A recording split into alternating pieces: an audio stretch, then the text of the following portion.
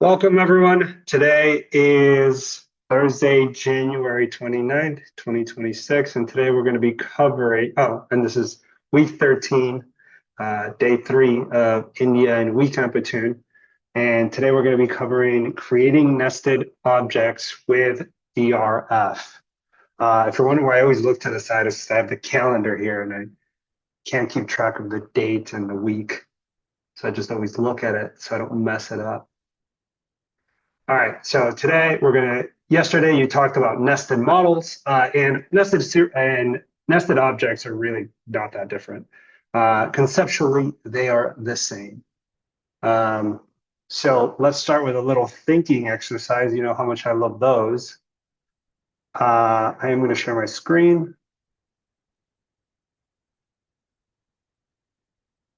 Boom.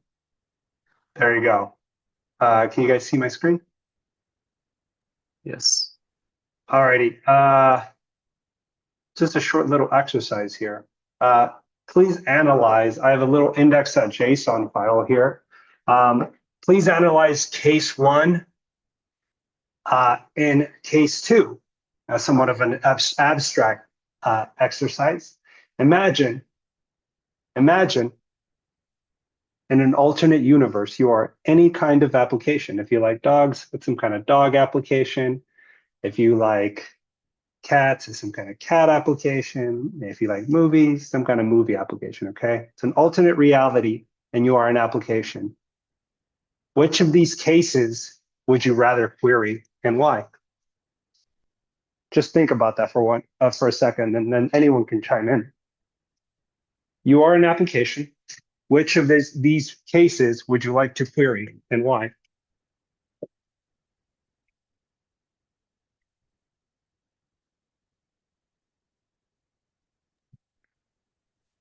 I think case 2 because it takes one API call.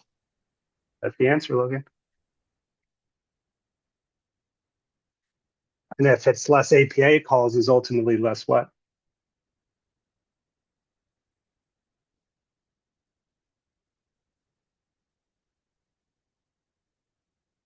But what drives the bus? I'll give you a hint. It's not love. It's Nick. Money. Yeah. That's exactly why. And you can quantify it however you want, right? Case 1, if you were to query, then you have to also query what?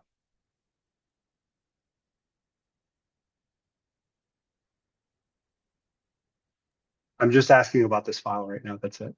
Moves. Yeah, you have to query moves and find out, right? Those seem to be, just by looking at it, they look like primary keys to me, right? That link some kind of Pokemon table to a move table, which is totally fine, right? But this is going to take another query, right? And in software engineering, you try to be as efficient as possible, not only for the end user, but ultimately just for money. And in tech, you can quantify it however you want. You can say, hey, it takes more memory, it takes more compute, it takes more time. Those are the big 3, but ultimately all 3 of those are quantified as money. So that is the reason. So efficiency here is incredibly important. All right, so obviously case 2. Now case 2, this is just a little JSON object that is nested. This is known very famously as I can never pronounce this word, so excuse me, hierarchical data. It means data that follows some kind of hierarchy. Yes? This is known as flat data. Someone explain to me why case 1 is flat. There's no nested data types.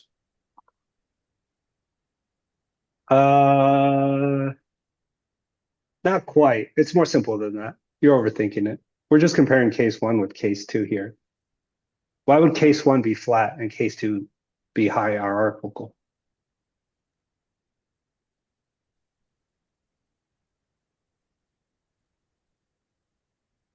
It's just that extra layer, right? Moves. That was probably a stupid way to ask that, but yeah, look at moves. They give it to you right there, right? So you're not in layer 1, which in case 2 is name and moves, right? You can go into layer 2 in moves, right? Now you have name and name, and that's a reference to moves. It's hierarchical. There's layers to this, like an onion, where this is not like an onion at all, right? You just have a bunch of keys and a bunch of values. Yes, some of these values point somewhere else, but that involves a lot more work. So this concept of nested data or hierarchical data is actually really important in software engineering. And really, I think the README, I need to look at the README very quick. I'm sure that the README talks about it. It's probably going to be in there is my guess. Yep, efficiency is number one. All right, so here we go. Nested models with, wait, that's not right. Sorry, guys. Let me go to my, did I mess something up? I thought I had it loaded up. I guess I didn't. I think I messed something up. Give me 1 second. I'm just double checking that this is in fact. Yeah, there you go. It's this one. Sorry about that. Creating nested objects in DRF.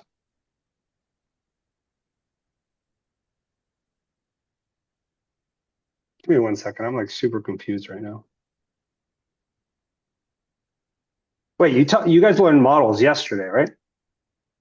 Yep. Oh. So I just did a review of yesterday. Sorry, guys. I got mixed up my lessons, but you guys did this yesterday, right? We did a group project. But you covered nested models? Yeah, that was the lecture for yesterday. We covered Okay. whatever was on the calendar schedule. Yeah, that's why I'm asking, Brian. Yeah. Because I was confused. All right. So I'm we're actually talking about objects today. Is that correct? Okay, cool. So this right here, this is just a little review, right? Everyone, I didn't know this was going to be a review. I got confused. I thought that was the lesson we were going to teach. Okay, but that's all right. Good little review there. We're going to talk about creating nested objects in DRF. And actually, the main reason why we would create nested objects is what? Is actually the same reason as why we would create nested models. What's the reason? It's the number one reason. I just mentioned it earlier. Efficiency. That's it. That's the only reason. That is the only reason, right? And hierarchical structures are really, really efficient when it comes to querying data. So that's how we build our applications. All righty. Creating nested objects with DRF. These are the topics covered. Understanding the create operation in DRF, overriding the serializer, create method, and implementing a view for the create operation with nested objects. Okay, kind of a tough question here, right? Why would you ever want to override? I don't know if we've covered this yet. You might have covered it already. I just wasn't your instructor. Why would we ever want to override a default function? This answer is not in the README. I'm just asking you because we're going to be covering overriding the serializer.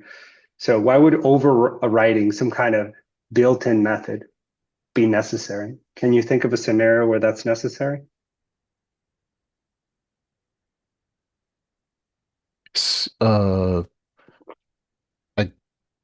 I correct me if I'm wrong, but I think maybe it's a type of polymorphism.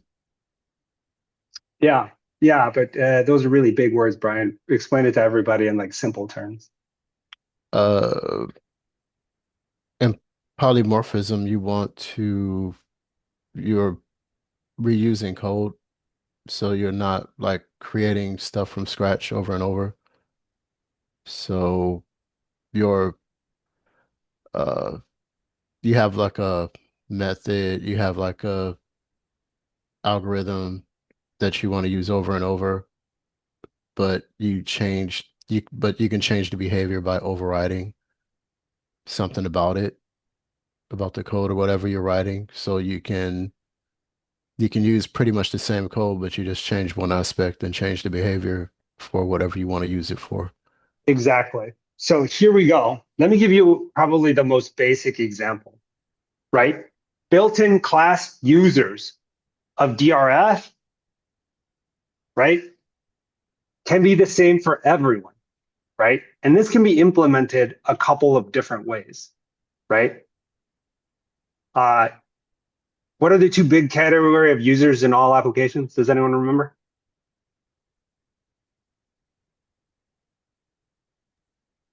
Free and paid. Say that again. Free and paid. Yeah, I mean, yeah, but I was talking about just users or admins, right? Regular users or admins typically. But that's another one, big differentiator, right? Users and admin, right? So for admin, if you were just still using the user class, you would just override some of the functionality of the default user class, right? Or you would add a little bit more functionality to it because they have like extra powers. They're a regular user, right? But they may need to be able to do more, right? Where maybe a user, kind of what we were talking about last time, right, can read, but they can't delete. Make sense? Look at that. That's a really good example of overriding. I probably did not so great job of explaining it, but the class doesn't really change, right? Only some of its functionality changes, and that's where overriding really comes in. All right, implementing a view, which we've done throughout our study of DRF, implementing a view for a create operation with nested objects.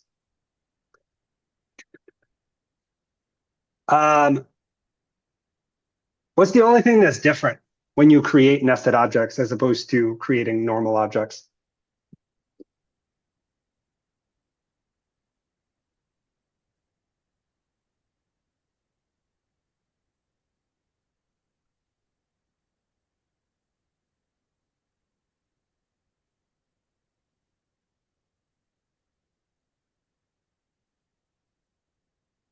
Why is my, oh, here we go, sorry.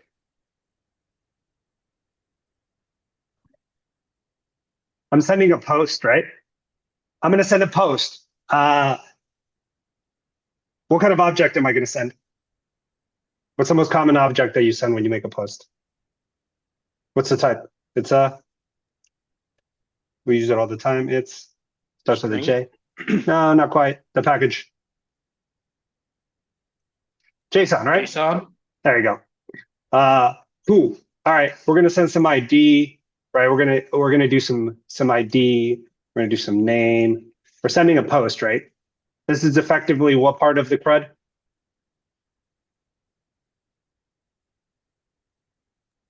Create. Create. There you go. Ability.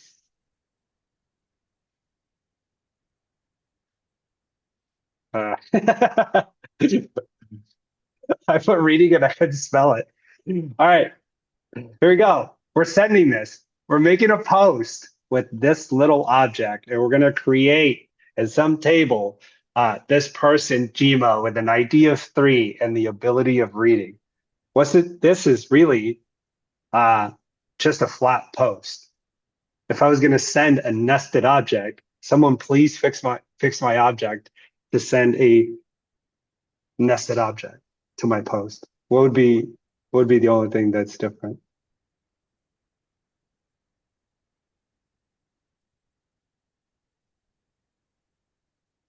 I'm guessing, but maybe you have to put another object in the JSON. Yeah, that's it. Ability here, and it doesn't necessarily have to be an object. It could be a list, right? But here, let's just give it another object, right? And I could call it whatever. Ability 1, right?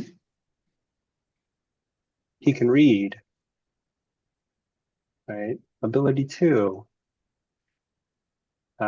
He can write. I don't know why I'm defaulting to like school things, but whatever. Alrighty, there we go. That's a nested object. How is it different from a regular flat object?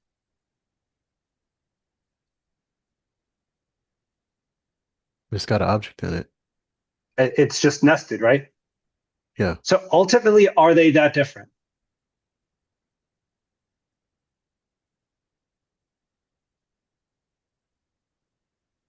No, they're exactly the same. The only thing is, hey, when you're sending the post, nest your object if you have nested models. And if you have nested serializers, it's no different than a normal serializer. You just make sure you nest the serializers, right? Your nested serializers must match your nested models, must match your nested objects. All the layers have to be exactly the same. Does that make sense? Yes? So I talked about nested models, nested objects, nested serializers. I'm missing one. Anyone can think of it? So guess what else is going to be nested? I'm missing one. Not views, is it? Yes, it is. A+ student.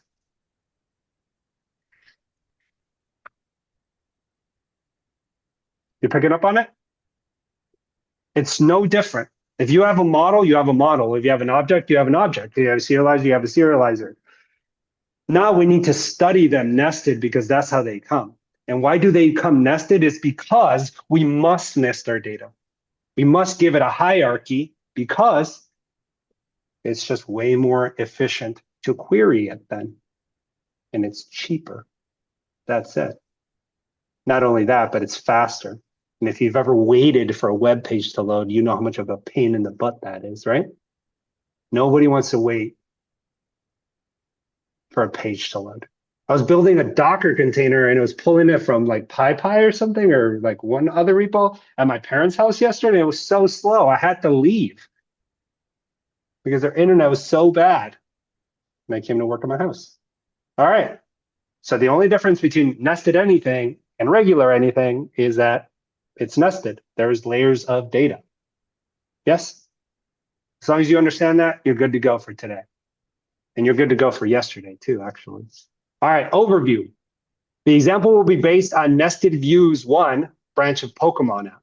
On day 2, we will focus on the create operation of CRUD in the Django REST framework. We will learn how to override the serializer's create method to accommodate nested objects using the Pokemon application as an example. The create operation in DRF corresponds to a post, right? When creating a new object, the process typically involves receiving data from a client, validating the data, and then saving it to the database, right? When dealing with the nested objects, the create operation becomes a bit more complex. Why does it become a bit more complex? Because now we have another layer to read, validate, and put in the database. Perfect answer. Yeah, there's just more data to validate, right? There's more data that the user is sending. The more data the user sends, the more complicated the request is going to be. We not only have to create the parent object, in our case in Pokemon, but we also need to create the associated nested objects, the moves, and establish the correct relationship. So overriding the serializer's create method. The default create method provides DRF's model serializer. It works well for non-nested serializers. However, when dealing with nested serializers, we need to override this method to handle the create of nested objects and their associations to the parent objects. Okay, this is probably the most important thing you need to learn right here. Take a second and read it again.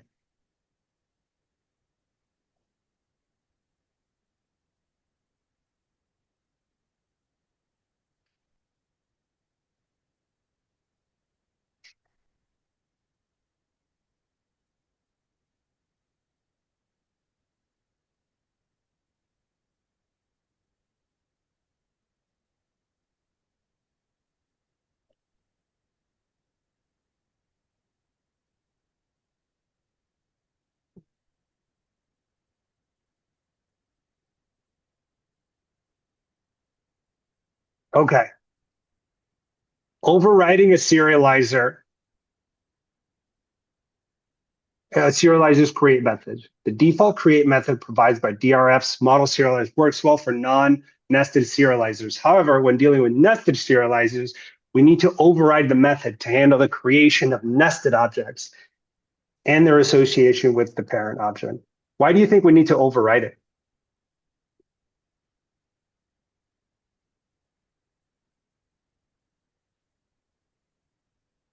What was the question? So notice that the baked in default create method of DRF works really good for non-nested serializers, right? But it doesn't Mhm. work well for nested serializers. You just want to change the behavior Yep, because but yeah, why? because it's you just read it. It works well for serializers, but not nested ones. So if you have nested ones, then you need to change that behavior. Yeah, I understand that, Brian, but I'm asking for everyone to think of why. Because in the like in your other example that you had, the case one and case two when I came in. So with case one, we don't know what the hell 1, 2, and 3 is for moves, but we know moves since it's nested, and if we override it, instead of just getting the ID, we'll get the name and power. That's it.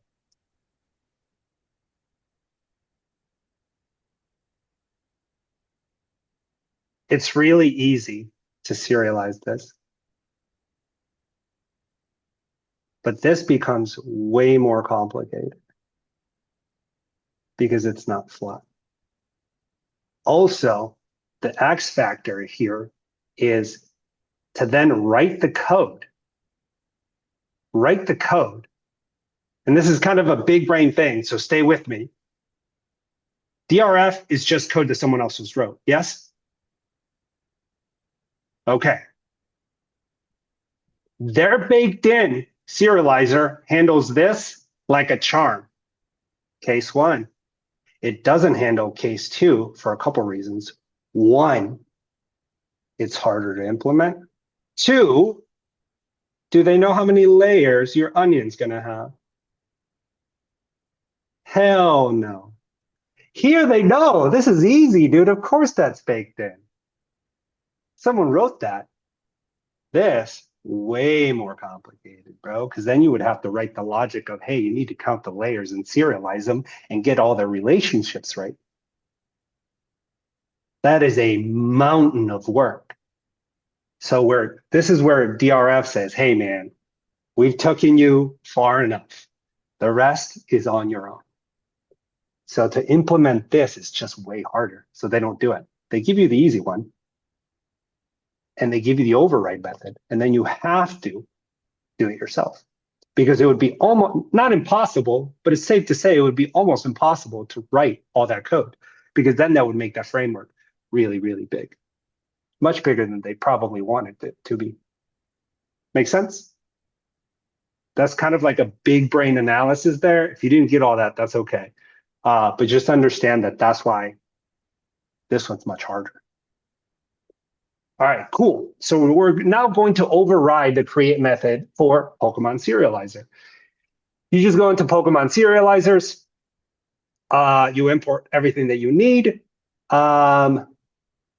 This is the model serializer and moves. Move serializer, many true. Does anybody know what meta is? Has that explained it? Has anyone explained this to you guys yet? It's like a subclass. Yeah, it's kind of like, does anybody know what meta means? You're muted, Scott. Oh, I meant to stay muted. I was being a Facebook. Oh yeah. Facebook. So meta just roughly, just kind of like in a weird kind of sense, it just means data, which kind of doesn't make any sense, but it kind of does, right? Because now what you're doing is, right? This is exactly what you say it is. It's data, right? The moves to Pokemon. Pokemon is data. Pikachu is data. And his moves are what? Well, data, right? That's what the meta means. So there you go. Originally, right? If this wasn't nested, right? You just have this, but because it's nested, because you want to override it, I should say, sorry, now you add a function to it right here, right? And this is going to override that create, right? And this is actually in Python, this is pretty normal, right? If you don't write a function for a class, you typically get the baked in one. However, if you write that same function for that class, your code will take precedence. Does that make sense? Does everyone understand that? That's actually a really important concept to remember, right? When you don't write anything, it defaults to whatever the framework or the language decides. However, if you write something, that will override. So here you validate data, moves data, you create the object, right? And then you just loop through it, move data, in move data, right? You create it, and then you add it, and then you return Pokemon. And that Pokemon is going to have a brand new created what? When you return that Pokemon on that last line, this Pokemon is going to have a brand new what? Move object. Yep, move object.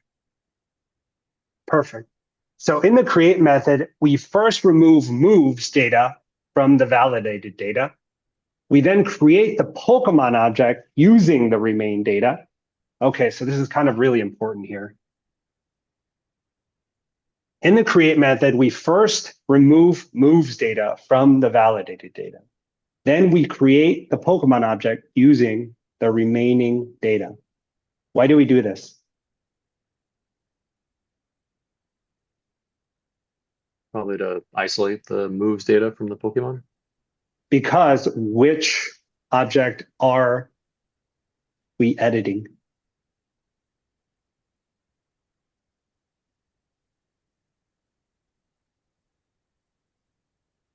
Why do we want to validate that object without moves? Because we're effectively creating another what?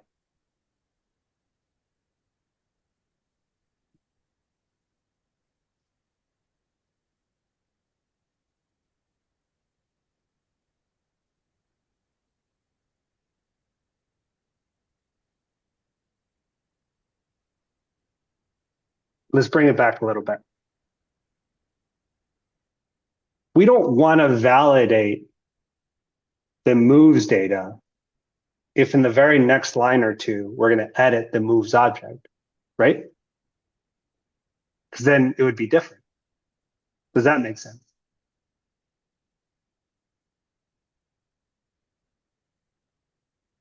What'd you say again? Okay. So this is super important. In the create math, we first remove moves from the validated data right here, Mhm. right? We then create the Pokemon object using the remaining data. So this Pokemon that we create, right, is minus this moves data. And the reason for that is we don't want to validate moves because we're about to edit that object. Make sense?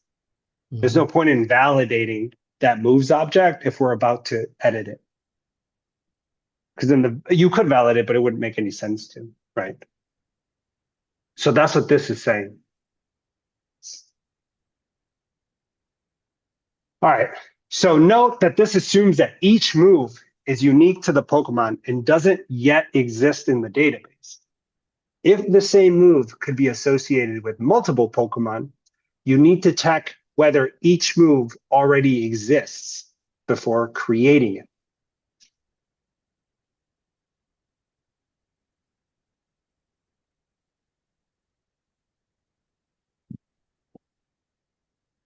Take a second and read this part.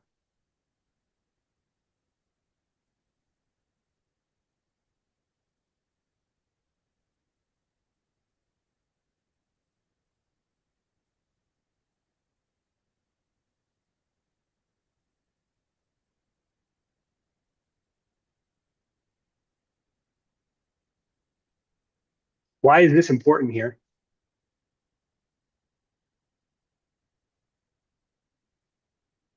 if the same move could be associated with multiple Pokemon, something like Electric Shock for Pikachu, you need to check whether each move already exists before creating it. If you don't do this check, you're going to end up with how many Electric Shocks?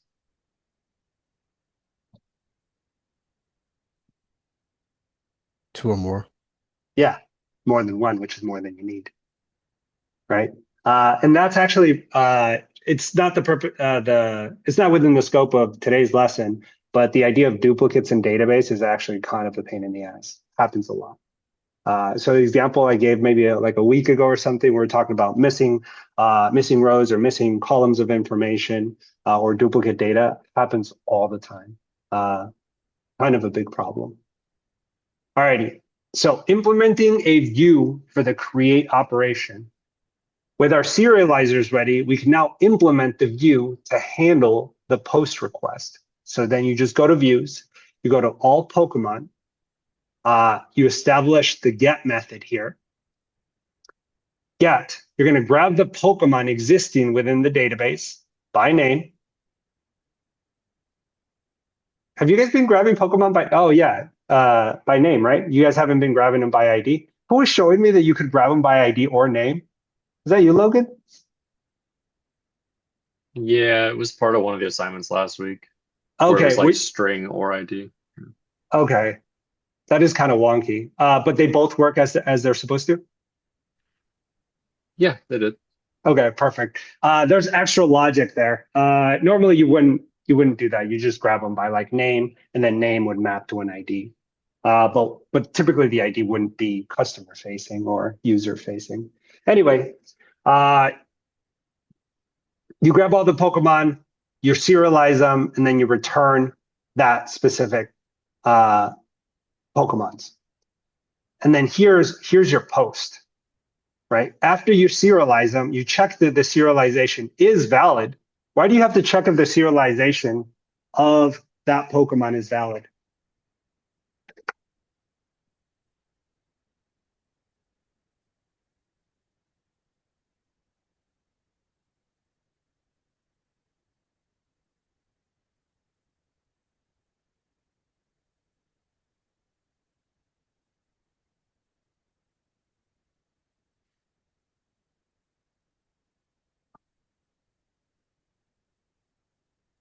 I'm If not it's not valid, sure. there's no reason to move forward through it and try to post it anywhere because then it's bad information.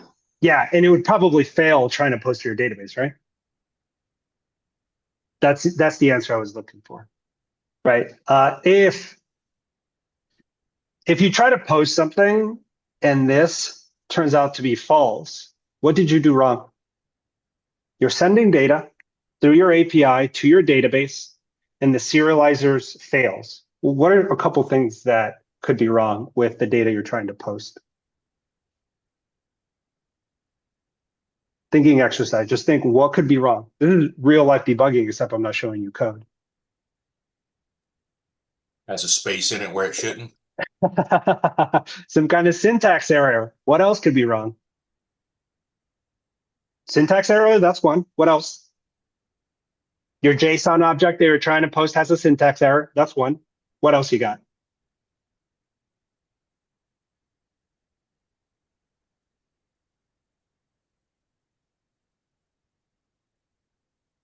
Is this the same as when you check the validity of the fields, like the name, the last name, Yeah, stuff like that? exactly.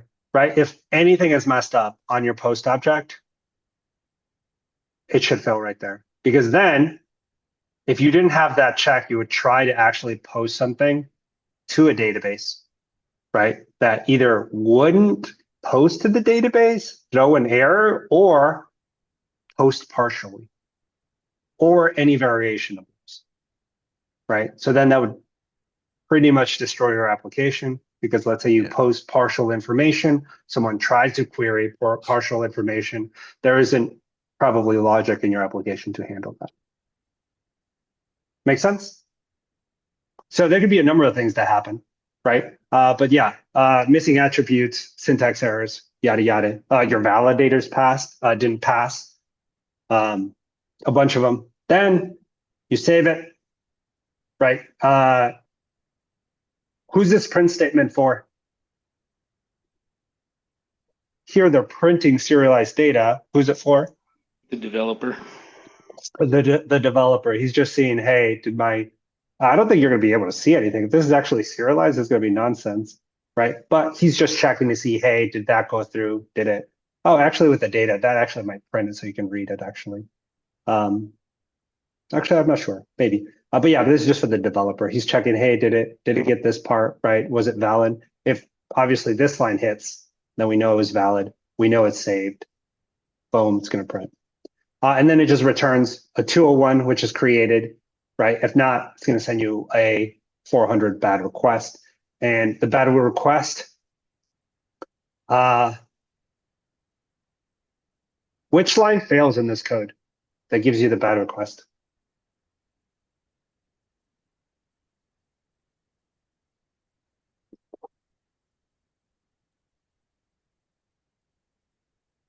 The third one.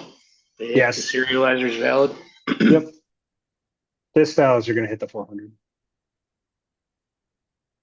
And it's everything that we just discussed, right? You have a syntax error, you have an attribute that's not quite right, you messed up the serializer somehow. It could be literally one of 1,000 different things, right? But you, for whatever reason, messed it up. Now you're going to hit the 400. All right. This view class will automatically use your Pokemon serializer to handle the post request. It will validate the data, call the create method to save the data to the database, and then return a representation of the new Pokemon with the new move. So making a request with nested data. Now that we have our serializer and view ready, let's understand how to make a post request with nested data. You can make this request using a tool like Postman, curl, DRF's browsable API, or when creating a new Pokemon. Oh yeah, this just telling you that, hey, you can make a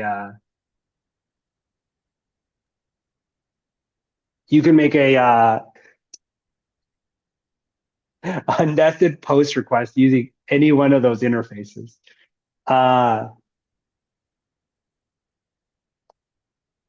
Which of those interfaces is the most cumbersome to use if you were going to send a post request with nested data?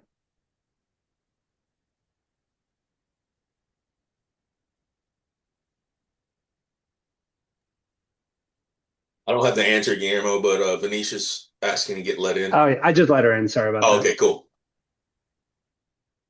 I think curl sounds like it would suck pretty bad. Yeah, that's horrible. That's what I'm looking for. Yeah, curl would be horrible, but yeah, it doesn't stop you from doing it. That's why things like Postman are super nice, right? Postman, like Yeah. you can like, I don't know if you guys know this, and I actually don't know that much about Postman, but you can save all of these GET requests, guys. You can have 12 tabs and save them all, and then you can save them all under folders, right? So if you ever look at like a dev that really knows what they're doing, they'll have folders all through here with all their endpoints as they're developing, if they're like a backend engineer, right? Because they are not going to type an endpoint twice. They have everything saved, everything right here on the left. So you can do that too, and you don't have to keep copying and pasting and everything, right? So you can have all these, and then you can save them all, right? That's what Postman's so great, because as a third-party tool, you can move to whatever monitor you want, and you can save all of your stuff here, right? So you don't have to go in here, and keep recreating everything, right? So super helpful. I have a side question. Yep. When I tried to install and run Postman, it's asking me to pay for it. Are you using Yeah, like you a don't. free? No, just use the free version. You don't need it. Like I'm using I didn't. Postman, and I'm not even signed in. Oh, Yeah, okay. you I can have use to it. find a free version because Yeah. I'm using Ubuntu, but when I install it by the App Store, it does that. I guess I have to just look it up. Yeah, but you could also use the browser. I like the app, but you could use Postman in the browser. Oh, okay. Yeah, so I would just do that. There is a Ubuntu or Linux package called Resonance that does the same thing as Postman, Oh. but it's free. Okay. There you go. Yeah, I'll look that up. All right, so here this is a good TG moment actually. Why is there a red dot there? I don't know. All right, but here we go. This is a third-party app, which I really love, and you don't have to be logged in. You can be logged in, but definitely don't pay for anything. I don't know a single person that pays for Postman, even professional devs. So if they're not paying for it, definitely don't pay for it. Yeah, just I mean, you can sign in or whatever and save everything if you want. Who's drawing on my board? Erase that. All right, so here we go. So this is just an app that I really like, but you could use the browser version, right? You ever use Outlook and use the browser version of Outlook or like the app version? You use whatever you want.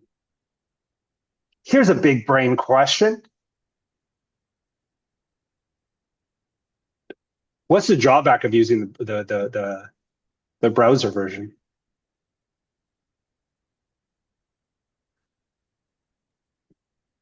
Is it because you're kind of at the mercy of the built-in browser methods? Not quite, because they can both do the same thing. I'm gonna see if I can show you. Do I have You some could code save running? it and go anywhere else instead of it being on your desktop. No, I think you could save it in both of them, but maybe I can show you right here. Let me see. Do I have this running? Boom.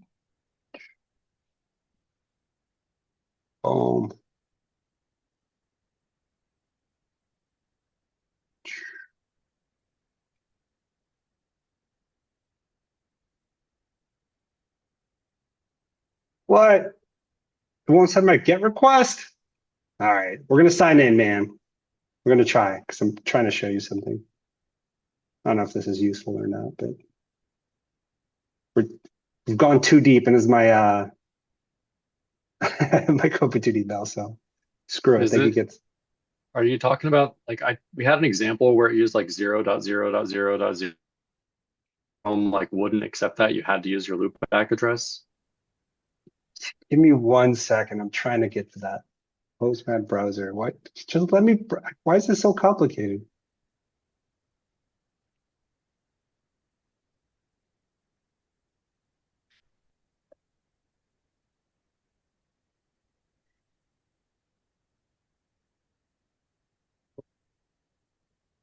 Can you close those?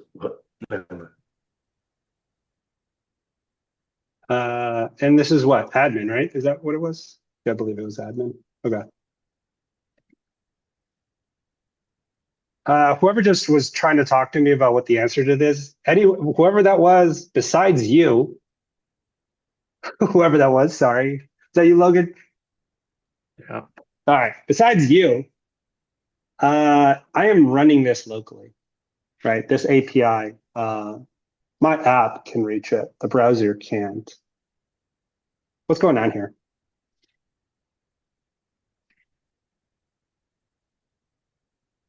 The server doesn't have access to your local, what's it called, the local app that you have stored locally. You're saying it really awkwardly, so I don't think you have the answer.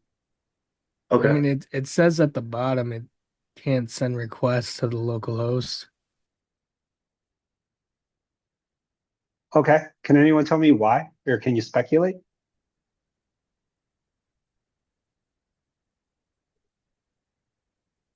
Yeah, I can't tell you why. Okay, no worries. Logan, you want to explain it to everyone? This is actually a pretty important security concept that you're going to run into a lot.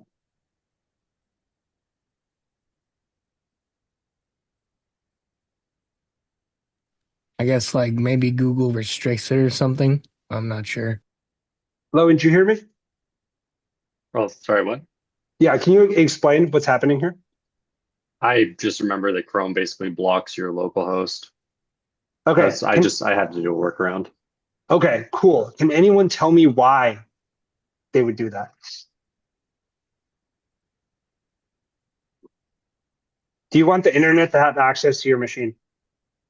Privacy reasons. Yeah, security reasons, right? This is downloaded on your computer. It has access to localhost. This is just some website on the internet that obviously shouldn't have access to your computer. Make sense? Right. So I wanted to make sure that you guys know about Postman, which we've talked about Postman a lot, so you guys already know about it. But if you're using the browser, understand that what the difference is. Right. So that's another kind of reason why I love the app. Is there a workaround? Yes, but I really wouldn't use it. I just use the app. So there you go. Important thing. Where were we? Okay, cool. Alrighty, so now that we have our serializer, let's get back to posting nested data. Let's understand how to make a post request. You can make this request using a tool like Postman, and then I just asked a question, which of these methods would be more of a pain in the ass to make a post request in? Why was I asking that question? Is just to get you guys to think, right? That's why we have all these awesome high-speed tools. Definitely pick the best tool for the job. I think it's Postman for that reason. So when creating a new Pokemon along with its moves, our request would look like something like this. Boom. What do you notice that's different?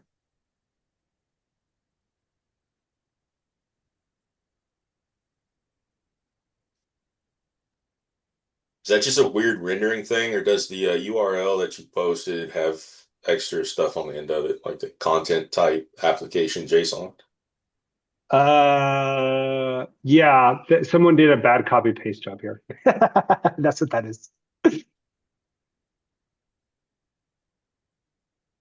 But here, right here, what do you notice is different? What's different between just a flat JSON object and this?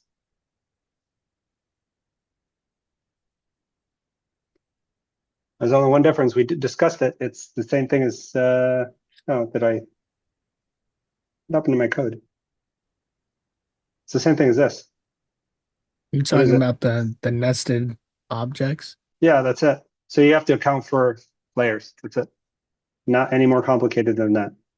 The code becomes a little complicated, but the most common mistakes that I see in this part of the course is just the fact that they forget about the nesting, right? They wonder why their serializer is not working, but then their model, right, is not building the nested objects properly, or your view is not rendering what?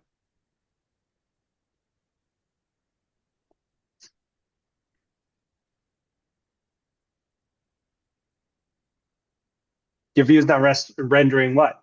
If your models are nested and you're creating nested objects and you've created nested serializers, and your views have to what? Talking about the URLs. Yeah, your views need to be able to render nested URLs. This is my favorite website for nested URLs, right? I click on, let's not do anything too risky here since we're being recorded. Let's do for sale, right? Let's hit for sale heavy equipment. Let's go. Boom. Look at the URL. Look at the URL. Which view is nested here?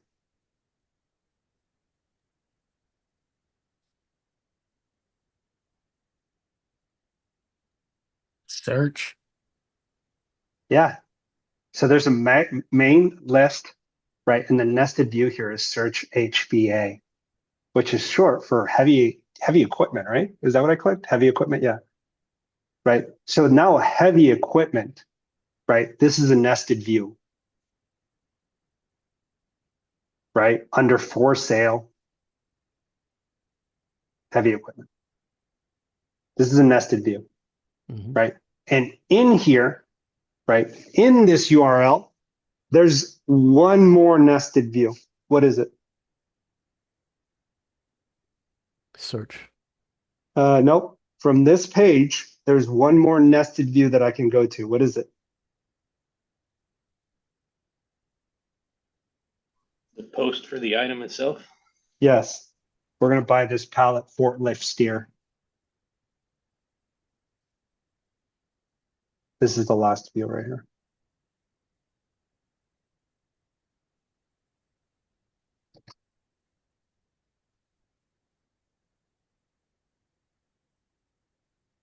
Does that make sense? I think it's like 30 dudes running Craigslist because it's looked like this for 30 years. They make a killing though, I think. You know who I've never met? A dev for Craigslist. There's got to be like 10 of them in the country. I've never met one. Never even heard of one. It's famous though, so they're doing a good job somehow. Yeah, they're crushing it. Look at this UI, baby. Look at this UI. You can't beat this. It's like One the guy in his mom's basement. it's Craig. Yeah, probably worth $1 billion though or more. Anyway, so there you First go. first mover advantage. For sure. Using like 1990s internet technology to render the page. Yeah, for sure. I think Logan just referenced, were you referencing 0 to 1 right there? Or did you get that from somewhere else? No, just in general, just Okay. moving in on the blue ocean. Yep. I'll do a plug here, even though it's not a reading club. But if you ever get a chance to read Peter Thier's book 0 to 1, I recommend everyone in the world read it. It's really good. It kind of just teaches you how to it's about business, but it kind of teaches you how to view the world a little bit. It's actually really good. And that's where I learned first mover advantage. That's why it came to mind. All right, so there you go. The only difference between a post of a normal JSON object, right, and a nested JSON object is, hey, you need to account for every single attribute and everything that's nested. Make sense? Right? When you're creating the models for nested objects, you need to account for every single one of these attributes. When you are serializing, you need to account for every single one of these attributes. When you are displaying your views and you look at your models and your models are right, and you look at your serializers and your serializers are right, but for whatever reason, they're not showing up on your website, what's the problem? Probably.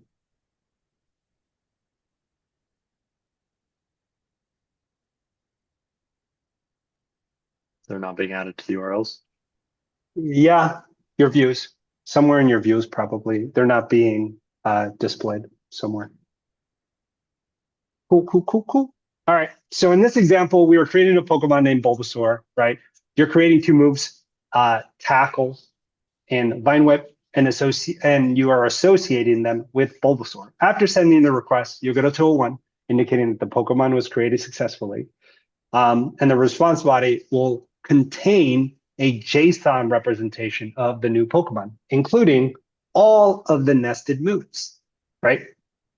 Another added benefit, right, of this nested structure. Now, the dev also knows, hey, this Pokemon was added correctly. Awesome. I can see it. I don't have to go look at, move 3 or 4 to make sure that, hey, Tackle and Bindwood got added properly.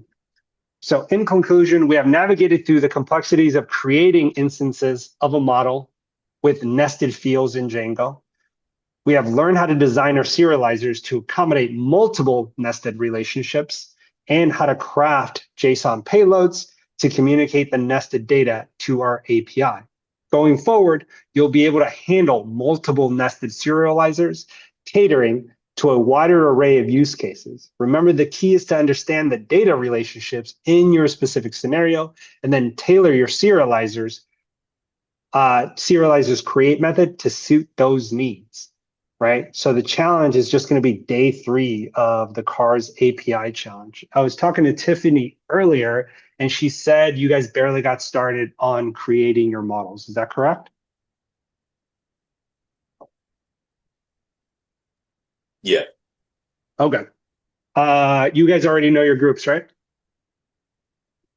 How many groups do we have? I suppose I could pull it up, but if anyone could tell me. But there's 3 people in each group, I think. Okay.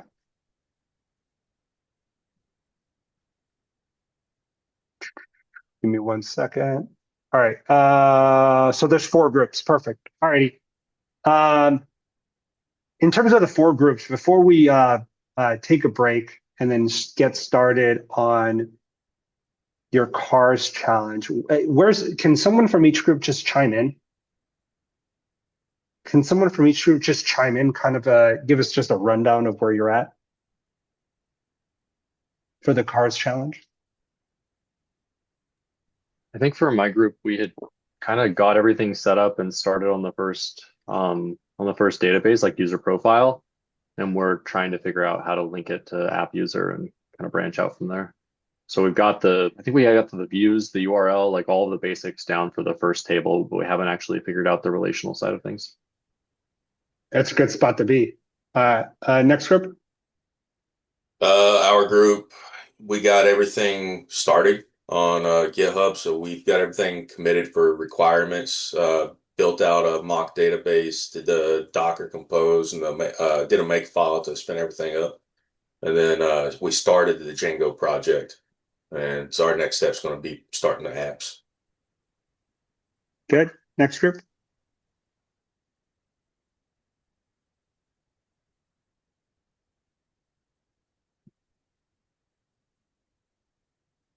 There's two more groups, right?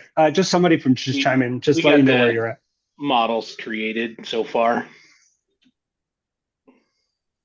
The models for We created two different apps and created the models within them, and then within the project, and then we were getting ready to start on the URLs themselves.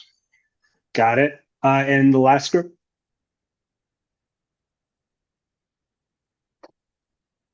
We got the views and the models complete. 4.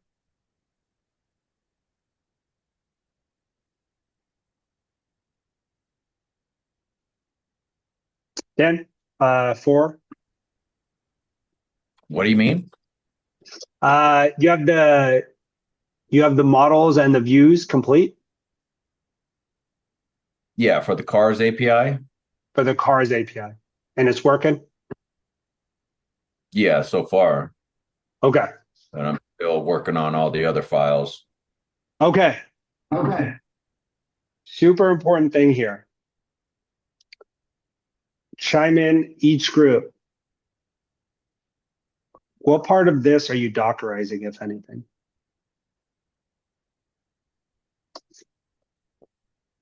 I don't think our group is. Dockerizing anything. No. Totally fine. Next group.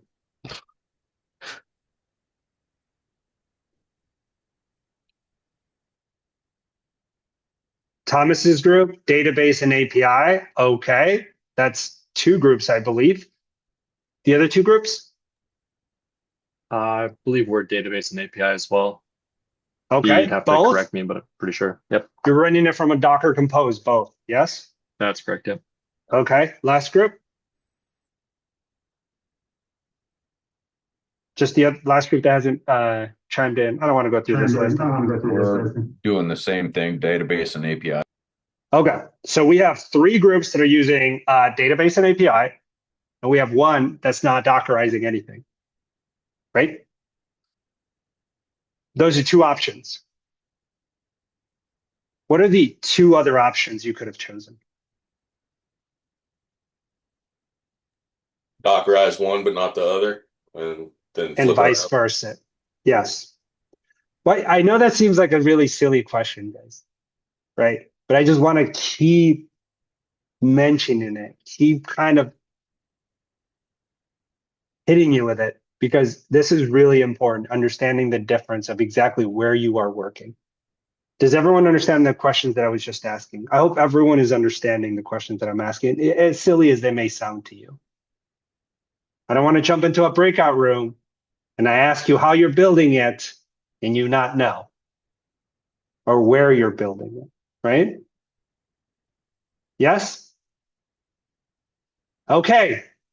I know you thought we were going to have a break, but we're not. I got 3 more minutes of spiel.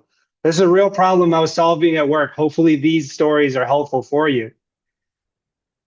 My stupid API, everyone here knows what an API container is, right? I was building a stupid API and I was refactoring it inside of a container.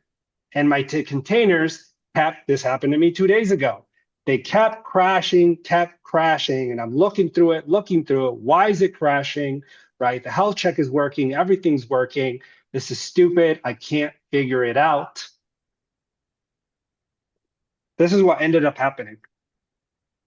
The app user yes, there are users inside your container, did not have the right permissions to execute a command inside of my container. When I was testing it locally, me, had the permissions. I was running as admin. When I deployed it onto AWS, my container did not.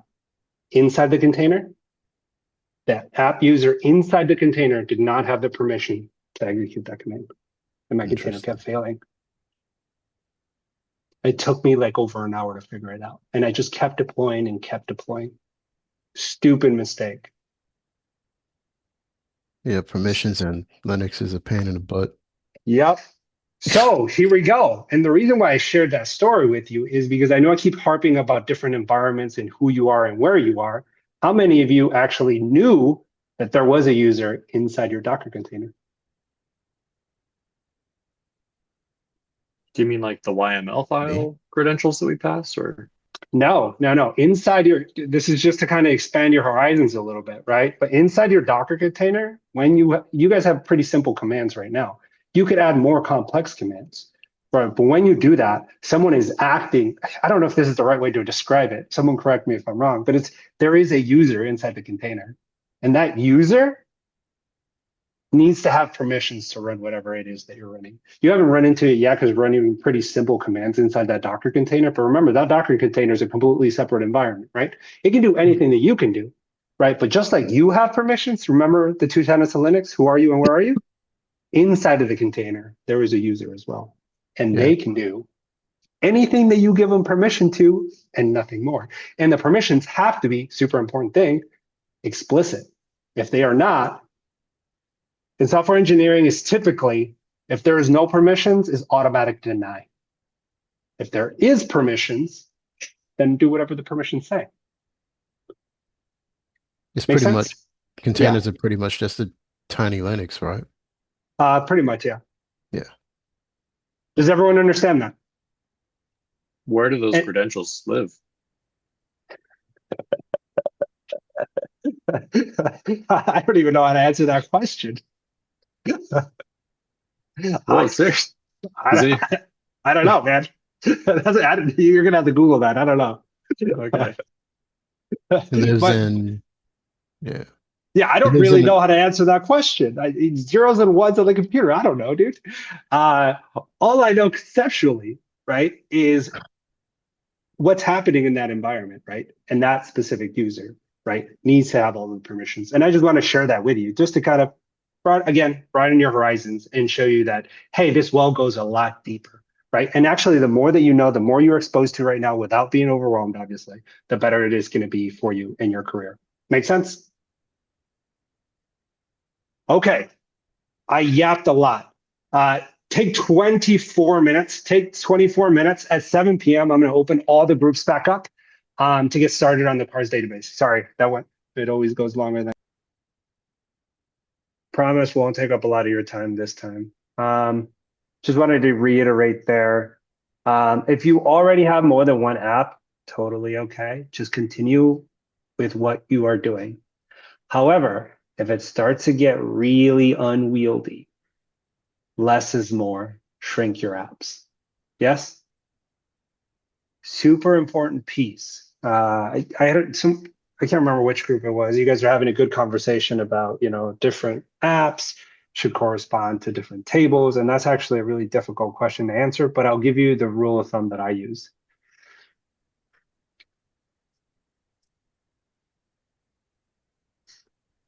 If the model attributes are tightly coupled, right, keep it to one app. What do I mean by that? Like, car is a good example, right? Car wouldn't have another application called, attributes that would be like year, make, and model or something like that, or 4x4 or something like that, right? Car, that should all be built within cars. Does that make sense? Less is more. Right. So anything that's really tightly coupled, right? A good example is something you guys have done. You guys have done Craigslist, right? I don't remember. Or you're going to do Craigslist. I don't remember. Yeah. You've done? Okay. So a good example of this one is in Craigslist, a post. A post, comment, and a like should all be the same. It should be something like blog post or comment or something as an app. Does everyone understand that? So make the app like comment app or post app, and in there you have, you know, post comments and likes or something like that.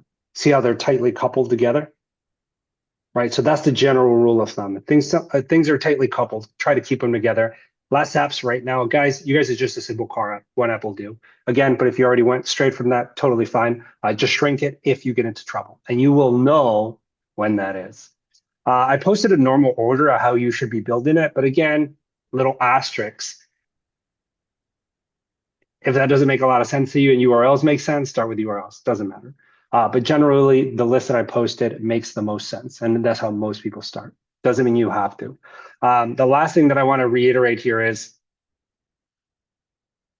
look at the last sentence that I posted in that post. It said, even if it's not the first thing on the list, well, actually, that's not the last line. The last line, also start very small across the stack. Also start very small across the stack.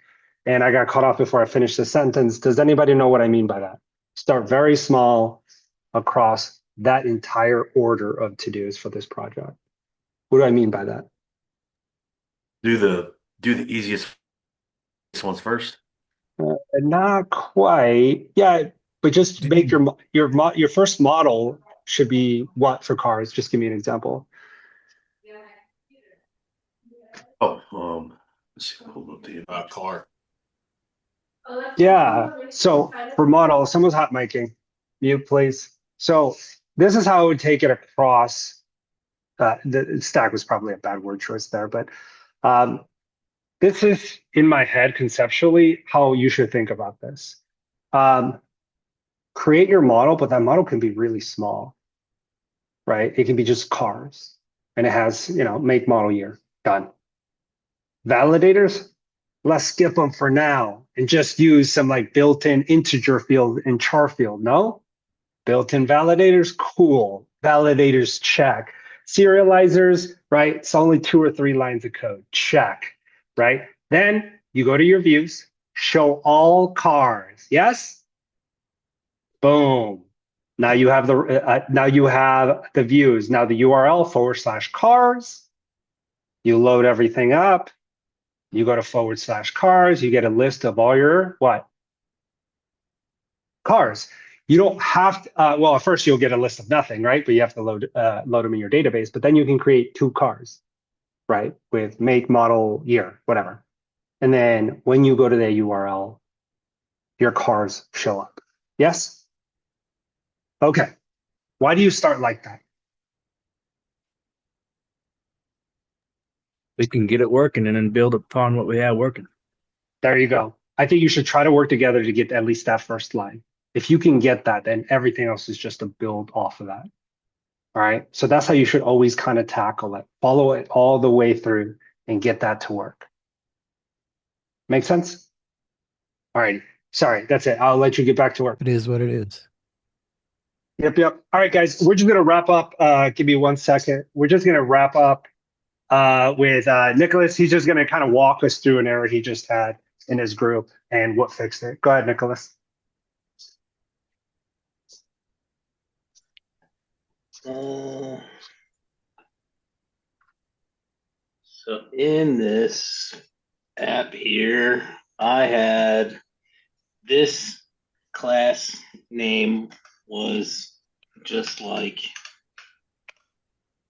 this everywhere in my whole project, which then caused my entire model's URL to not work at all. And it's just because the class was not capitalized instead of the way it's supposed to be for a class name. So that syntax messed up the whole thing. And it was a pain in the ass. Can you click on models and show us where you're importing car? So right there, explain line 9. So this is pulling in a car with the foreign key to then use the car class from our car app to marry up the car ID with our model ID. with the related name. And then we thought this is what broke everything for me, but then it turned out it was just my whole class name that I need to go change back before my app doesn't work again. Perfect. That was perfect, Nicholas. Thank you.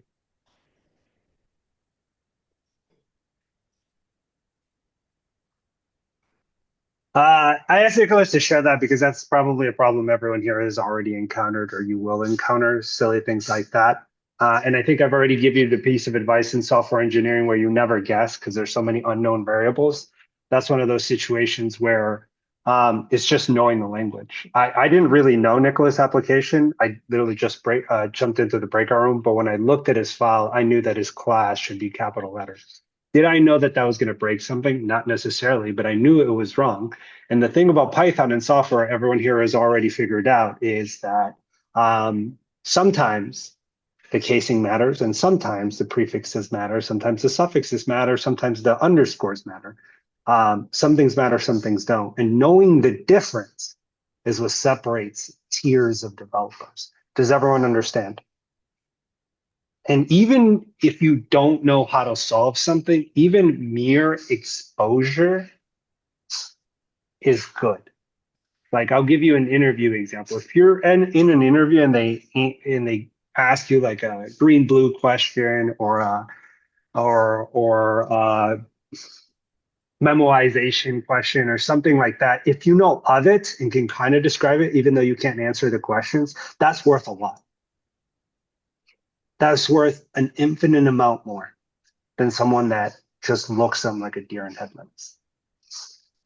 Does everyone understand that? Like just knowing something. Say that. Okay. Say that again. If they ask you something about like CI/CD or green blue deployments or something that you don't really know that much about, but you've heard of it, you've read about it, or you've listened to somebody talk about it, you can kind of describe it a little bit. That's going to get you a lot of points, even though you can't get the right answer and you can't really dive into it that deeply. That in software engineering, especially for a junior, will get you pretty far, right? The problem is that when they ask you something that you maybe should know and you don't know anything about it or haven't been exposed to it, right? That really sets you back. So just know that you don't have to necessarily be an expert, right? But you need to be kind of always, I hate to say it this way, but kind of always learning and knowing about programming and what is possible. Does that make sense? Like knowing enough Spanish to be able to order at Taco Bell at the very least. Weird analogy, but yeah, something like that. You know. Does that make sense? Please. Yes? Yeah. Gotcha. All right, super, super important. Kind of harks back to the stupid Docker example that I gave you about, hey, I forgot that the user needed permissions to execute that command in the container. I just totally forgot about it, right? But eventually, ultimately, how I figured that one out is eventually I saw a log that says, hey, you don't have a permission. And then I thought, ah, damn it. No one in the container has a permission to solve it. Right. And that's what made it click. Make sense? So always learning and kind of being aware of what is possible in software engineering is actually really important. Even though you may not know the right answer, understanding what is possible will help you because at least you can kind of start looking for the right answer. Does that make sense? Were you ever in a class in college or something that you were so lost you didn't even know what question to ask? Yes. Okay, that's happened to all of us. Plus. Yeah, that was last week in this class. Okay, you don't want to be there. You want to be to a point where you can at least ask a question about it. If you're lost to a point where you don't even know what question to ask, that's a bad place to be. You never want to be there in pretty much anything in life. Right, same thing here. I will stop harping because we're already at time. Nice job. I think you have. Did Tiffany say assessment's still on Saturday? Right. All right. Well, I thought it was a review. I think Jordan said that we were gonna go over a review and see. He was probably gonna push until the next week. Okay, perfect. All right, there'll be a review. I will check on that right now and I'll post it in the Slack channel. Okay, so just everyone. Have a good day, guys. Sounds good. Yeah. Not everyone.